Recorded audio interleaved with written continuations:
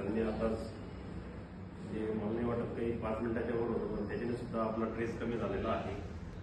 आणि ते जेव्हा सांगत होते की थंड किंवा गरम वाटतं, जेव्हा आपण उजवा हात दाबून ठेवतो तेव्हा आपण फिरतो तेव्हा नक्कीच सगळ्यांना अनुभवाला असेल थंड वाटतं. आणि जे आपल्या पुराणात्मक संस्कृतीमध्ये आहे, तुम्ही मेडिटेशन करा आणि ट्रेस कमी करा. माणूस असा एकमेव प्राणी आहे जो विचार करत असतो. दुसरे कुठलाच प्राणी विचार डोक्यामध्ये आणत नाही. त्याच्यामुळं त्यांच्या याच्यामध्ये कुठल्या प्रकारचं कधी म्हणजे आपण सगळे पोलीस आहोत. पोलीसचं काम करताना आपलं एक लक्षात येतं, कुठलाही प्राणी आत्महत्या करत नाही. तर एकमेव प्राणी आहे मनुष्य, तोच सुसाईड करतो. आणि सुसाईड करण्याचं जे प्रमाण आहे ते फक्त आणि फक्त विचार विचार विचार ट्रेस ट्रेस ट्रेस याच्यामुळे आहे.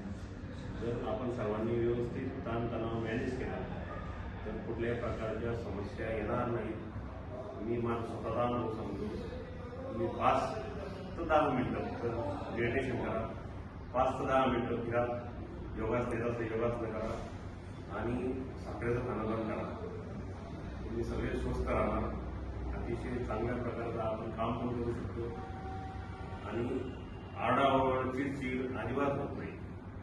तुम्ही घरच्या कामामध्ये असतो किंवा पोलिटिकलच्या कामामध्ये.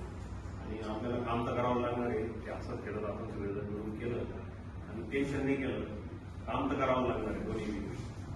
तर असंच खेळत चांगल्या वातावरणात आपण जर मेडिटेशन केलं तर नक्की करतो. आणि सगळे आजार वगैरे जे काही म्हणतात आपल्याला की खाण्यापासून पोटपाण्यापासून याच्यापासून पण होतात. पण माझं असं स्वतःचं म्हणजे ट्रेसपासून जास्त होतात.